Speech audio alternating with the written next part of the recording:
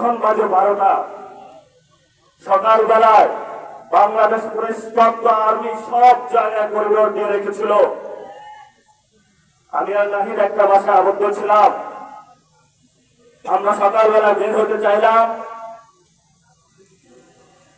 বললো গুলি করা হবে। যে বাসায় আবদ্ধ ছিলাম একজন শিক্ষককে নিচে পাঠাইলাম। বললাম, স্যার একটু দেখে আসুন নিচের কি অবস্থা। স্যার বলল, নিচ থেকে উঠে এসে যা আর্মি হলো আমার পেটে হলো গুলি ধরেছে, যাওয়ার কোনো অপশন নাই।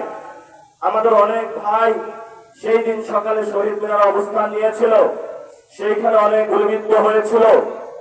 ঠিক এই সময়টাতে বাংলার মানুষ সকল ব্যারিকেড বন্ধ করে, যেখানে এসএসএফ কে 5 মিনিট দেওয়া হয়েছিল, শেখ হাসিনাকে 5 মিনিট দেওয়া হয়েছিল, যে হয়তো বাংলাদেশের মধ্যে তুমি 5 মিনিটের মধ্যে তোমার এখানে জীবন দিবা অথবা ভারতে পালাবা।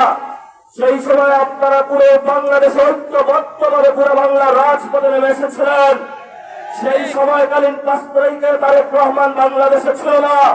বাংলাদেশে ছিল আমার কৃষক, বাংলাদেশে ছিল মজুর, বাংলাদেশে ছিল রিক্সা চালক, বাংলাদেশে ছিল সবজি বিক্রেতা, বাংলাদেশে ছিল গৃহিণী, বাংলাদেশে ছিল আলেম, বাংলাদেশে ছিল ছাত্র।